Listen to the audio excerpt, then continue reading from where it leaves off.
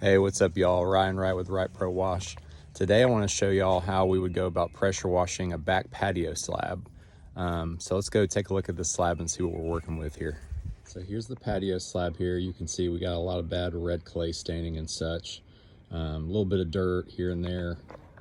Got the rug, outline of the rug there is looking kind of brutal. So this should come right up.